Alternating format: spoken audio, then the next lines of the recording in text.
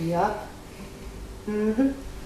I don't even know where to begin. She's pregnant. I'm pregnant! Can I just say that is a very surreal sentence to be coming out of my mouth. Where do we even begin with this, man? She's pregnant. I'm pregnant.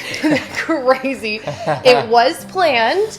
That is what I will say. But we had a lot of conversations about this as to like what we were going to say exactly, because I realized that if you've been following our adoption and foster journey over the last 15 months, that you're probably like, wait, what the heck? What do you mean this was planned? This was a very new plan, and we will get to that. But yeah. Go ahead. I don't know crazy. where you're taking this. Okay. So, we'll start with this. I am very, very, very, very, very early pregnancy. In fact, I'm so early pregnancy and I'm so new to the concept of pregnancy in general that I actually don't even really understand how far along I am. I think according to my app, I am 5 weeks, but that is 5 weeks after the start date of my last period, or maybe it's 6 weeks now. So that's not like from conception. So I actually still don't really even understand which one is counted, but I am very early. Obviously, we're not waiting till the end of the first trimester to tell people. And the reason that we came to that conclusion was not only because we've been documenting the whole foster adoption process the whole time, and we've had a lot of disappointments along that journey that we've shared with you as well, but also because when we were talking about it, I was like, dude, I'm the kind of person that if God forbid I had a miscarriage, I wouldn't be able to keep that to myself anyways. Like, I would want to talk about that. I would want to share, because I know it's something that happens, you know? So we were like, okay, so there's really not a reason then for us to keep this private. Like, well, my reason was because a lot of people tell me to keep it private. And that's why I want to do the opposite. This is suddenly he wants to do the other thing. Exactly. Yeah. So because I don't care. Everybody that I've told, I literally told them, just wait till our video if you want to hear the full gist. I've given people the kind of basic like overview as to how we got to this place. I'll give you a little bit more of the rundown right now, I guess. I still feel bad. I feel like I always drag you into these videos and then go ahead. And then I just sit here and like talk at them. But it's a joint journey. It's the two of us. So, okay. As you guys know, this is the Nikki Phillippi channel after all. This is the Nikki Phillippi channel, but Farmer Dan's here a lot, and everybody loves Farmer Dan. So, as you guys know, it's been about 15 months of us pursuing adoption and then foster care. And basically, you know, us pursuing all of that was twofold. It was coming from the perspective of A, hey, let's grow our family, we're ready. And B, from where we were coming from before, thinking that there was a specific needs that we could step in and fill. And the farther that we got along, if you've watched our whole journey, I feel like we've kind of made this, we've vocalized this, we've said it, that the farther we went along, the more we realized, oh, the needs that we thought existed seem to not really be there. Like there isn't this excess of babies in the world that just like need to be adopted. Our foster care system here in Nashville is mostly filled with older children. And so there really was this two-sided thing of like wanting to fill a need, yes, but also wanting to start and grow our family. And so as we went forward in this, you know, got 15 months down the line, I kind of started to get to this place, as did he, where we were like, dude, we're like still at square zero. Like we have done blood work, multiple blood work, psychiatric evaluations, multiple, letters written by doctors, multiple, interviews, Skype interviews, written reports, classes, all of these things, which is fine. But then we realized we're not like any closer to growing our family now than we were at the beginning, at least from our perspective. And we started to feel like this could take an undetermined amount of time, which, like I said, is fine. But here's something that I have felt from the beginning, and I think you guys have maybe picked up on this. So if you've been following me for a long time, you know that I have always been terrified at the thought of having biological children, and we have debated not having biological children because of the various aches and pains and injuries that I've dealt with in my body since I was basically 12. And the different surgeries that I've had have left me with some pain and, just unknown answers to things. So we were kind of on the fence, but basically after this whole, 15 months and feeling like we're not any closer, that was kind of the first thing. I started to be like, oh man, we're not any closer. Second thing, I just turned 32. It's very well documented that once you turn 32, you have your very first drop in fertility.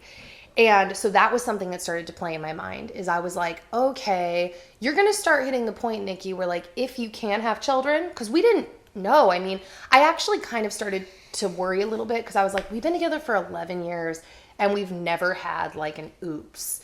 So like, what if that means that I can't get pregnant? So I started to think like, I'm 32, I'm having my first drop in fertility. And then a couple things happened earlier in the year. If you guys follow me on Instagram, you know that I had food poisoning, like severe food poisoning, or the flu. It's in the air for debate, but it was severe. It was like projectile vomiting, weak for like 7 days a week. And that made me kind of think about the fact like, hey, I survived. I made it. Like, maybe I could handle pregnancy. And then also right after the food poisoning, I threw my neck out twice in the same month, back to back. So I spent more than half the month in bed. And that really got my wheels turning too. Cause I was like, hey, like I had these injuries, but I survived. I stayed in bed. I healed. I made it. And so all these pieces started going where I was like, maybe we should just try. Cause if I don't make the decision to try, then that decision is going to be taken away from me at some point. So maybe I am a fertile woman, but then by age, it's going to go away. And with all of my aches and pains and I feel like I've spent the price of a new car. We've spent the price of a new car just in the last like 4 years trying to heal my body. Mm-hmm. And nothing has worked. And I started to realize these problems probably aren't going to get better as I get older. They are either going to stay the same or get worse. And it's proven that the older you get, it can be harder to bounce back from pregnancy. And so all of these pieces started to come together. And I was like, if I'm going to do this, because I don't think if it's in my hands, I want to be an old lady one day, assuming I live that long, and look back and be like, oh, I waived it for myself. I mean, maybe, but I was like, I think I would rather try. And then it's not my choice. Like, oh, I can't get pregnant. Like, oh, well, there you go. Question answered. And so I had all these thoughts flying around. We've been thinking about it and talking about it for our entire marriage. So this has been an 11-year conversation. Mm-hmm. But stuff really bubbled to the surface in the last couple months. And then one day I just walked in the office and I said to Dan, I was like, Dan, I think I want to try to have a baby. And I remember you were at the computer and you like turned in your chair and looked at me. And he was like, what?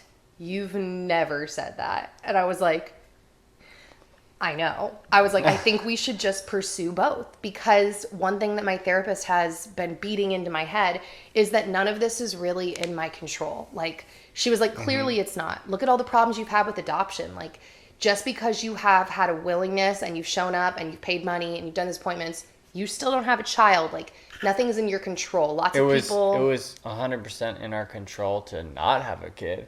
Yeah, because we didn't. We did pretty well with that. Yeah. And so, yeah. You can't say it was 100% though. Some people have legitimate accidents. But I know we're kind of in the same boat where we're like, how does a real accident occur? It doesn't. But yeah, we're gonna get a lot of comments about that. Yeah, I don't know. Yeah, the accident thing is, I think a lot of people are being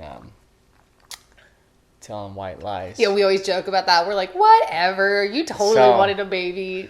I forgot what I was gonna say. Sorry, you were saying about you're like, oh, we didn't have a baby because we didn't. Oh yeah, that was in our control. Right, but when you try to have a baby, nothing's in your control. Exactly. Take the whole adoption thing, for instance. Yeah. And then we didn't know how long it was going to take to try ourselves. Yeah. I mean, so many people try for years. We have family members that it took them over a year. People that tried, like I said, for years and can't get pregnant. So I literally was like, okay, I'm 32.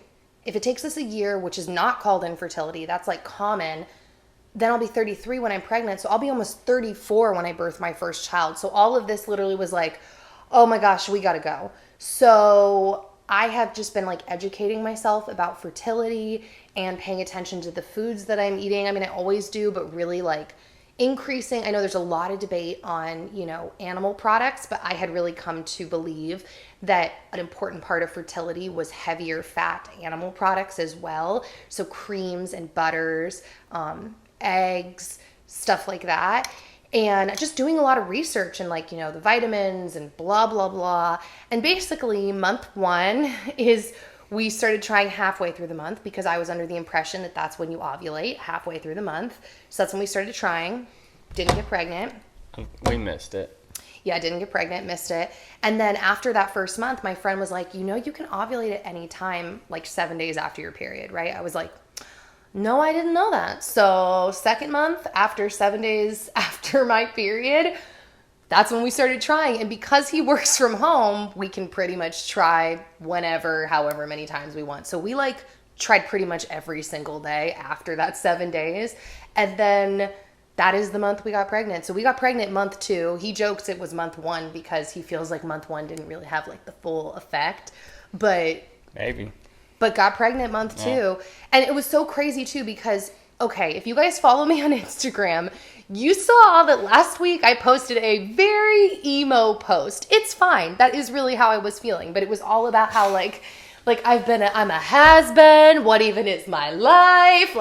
And that emo post doesn't even touch how emo I actually was the day that I was referring to in that post. Let me put that in perspective. That was the day before I found out I was pregnant. And then the next day, we're getting ready. And that day in my life, it might be a week in my life, it was when we went to the dance recital. That just went up a couple days ago. That is the day that I tested. Right before that dance recital is when I tested positive. And I was upstairs, and Dan didn't want me to take tests without him because he was like, I want to know, I want to see when you test positive. But I also didn't want him to tell me to not take a test. It's too early. So I snuck. I was like, I'm just going to take a test just because it's not going to be positive.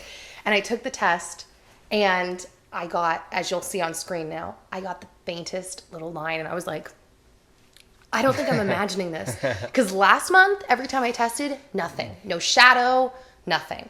And so I go running downstairs, and Dan's working in the backyard. I was like, Dan, do you see a shadow? And he leans over and he looks, and he's like, I definitely see a shadow. And I was like, Dan, everything I'm reading online says there are no false positives, that if you have a shadow or anything, you are pregnant. And he was like, oh my gosh. I was like, I know. So I then tested later that day after the dance recital, same thing, got a shadow. I took 2 tests that night and didn't get anything, but that was at night after I had drank a ton of water. My hormones would have been so low because that was 6 days before my missed period anyways. And then the next morning before church, tested, even stronger line. And then the next morning on Monday, I tested with the digital test you guys saw at the beginning, and that's when I got the pregnant test result. We call the baby P. Baby P. And right now they're the size of an apple seed. Yep, the size of an apple seed. Cool. Yeah, because we got that, obviously P, Philippi, but my sister calls me Nikki P all the time because I referred to myself as Nikki P in a rap song once, and so now she always goes, what up, Nikki P? Oh yeah, my name is Nikki P, and I'm a rapping with. So she was the one that was like, oh my gosh, it's Baby P, and I was like, it is Baby P. So, that's it, man. Emotional. They need to grow faster and get out here. Oh, no, it's going to be fast enough, man. My due date is January 27th. So, and something else we should circle back to. The adoption. I didn't even finish this. So we are pausing that right now. That's kind of the other thing. I should have said this earlier, is that in my realization, I realized my body has a time limit. Adoption and fostering does not. And so that's probably the biggest point that I should have made in this transition of thinking, I think we should try, is realizing I have a time limit. Adoption does not. Not that we're planning on waiting as long as my parents, but my parents are the perfect example. They didn't even adopt Casey till they were 49. So until you were 20. Yeah. So really, that is still something that we see in our future. That's still something we care about. Even if it, side note, never panned out, which I don't think is going to be the case, but even if it never panned out, we care about orphans. We've been donating money to an organization that cares for kids that don't have parents that have come out of trafficking for the last 9 years of our marriage. So it's something that we really care about. We still see in our future, but we don't want to pursue both at once. I thought originally, like, maybe I could do that, but right when I found out I was pregnant and it was like the reality of like, oh my gosh, I'm pregnant, I was like, no, nah, fam, don't want to pursue both at the same time for a variety of reasons. You could, but yeah, a lot of people do. we don't need to add more stress. I don't feel like I want to handle that. Baby P needs to be healthy. Oh, it's a baby P. Yeah, I just don't feel like I want to deal with that. I'm sure I could. I know I don't. There you go. So, yeah, for us right now, it's all just kind of a pause. Like, people build their families in lots of different ways, and it turns out we did not expect this from the beginning. I feel like a lot of you out there are probably gonna be like, I did. We did not. And now it turns out this is what we're doing. This is our journey. This is our path. Everybody's really excited. I've gotten lots of tears from family members. Everyone's weighing in whether they think it's going to be a boy or girl. Both of my sisters think it's going to be a boy. My mom is hoping it's going to be a girl. Your mom's hoping it's going to be a girl. She was like, Dan takes after her dad, so his grandpa. They're physically like very similar. And she's like, and he only had girls, and they say that it's the boy that carries the... I'm like, I don't know what that is, but it's funny to hear everybody weighing in. We are going to find out the gender, Everyone by the way. makes up their own excuse. Yeah, we're not really thinking about Or it. their own logic, but still 50-50. Yeah. It's still 50-50 every single time. So. Yes. You don't get him started on that. He'll go off on a whole thing about statistics. He gets very passionate. We are going to find out the gender. We will tell you guys at some point when we find out the gender. We're not really thinking about it too much. We don't really have a preference. And we're not even really thinking about names. And you're never going to see them on the channel or Instagram or anything. So... He's kidding. Bowser, stop. We don't know to Just what kidding. extent our kids Come are here. going to be shared. On a Come here. serious note, Come here, baby. we'll just deal with that as it comes. You're my only baby. Oh, he can't wait to meet Baby P, his new master. So I'm probably going to film that video next about how I not knew, but the symptoms I felt before getting a positive test. And I'll upload that later this week, so you can keep your eyes peeled for that. Bowser is very happy. Aren't you? Is that the look of a happy face? And even though this is a pregnancy announcement, just like I've been doing in all my videos, I'm still going to do a thank you giveaway, because I was going to say especially now, but it's always been this way. You guys are like literally supporting our family by viewing, by ever clicking on my links, by just engaging. You're supporting our family. And not only that, I just love having this community. Every single time I upload, I'm not even kidding you, I'm always blown away by how much I love having this community with you guys and how hyped I get.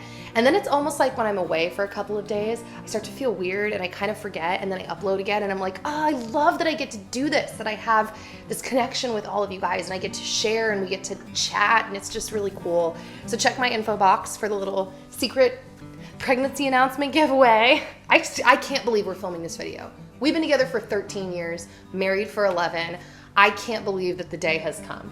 When he first started dating me, he told me, Nikki, I want to be a young dad. And I was like, then you're dating the wrong person. I didn't know what I was talking about. That's what my mom and I were saying. She's like, he didn't know. But like, the time has come. It's so surreal.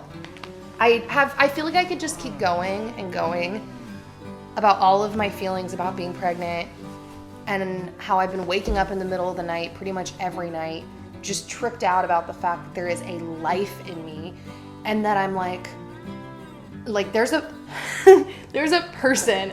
I'm like, well, this is it. You're all in, Mom. And it's just like very surreal for me, to the max. I'll stop talking now because, like I said, I could just go on and on and on. But thank you guys in advance for all of your support. We are very excited. We are very excited. Oh, he's so excited.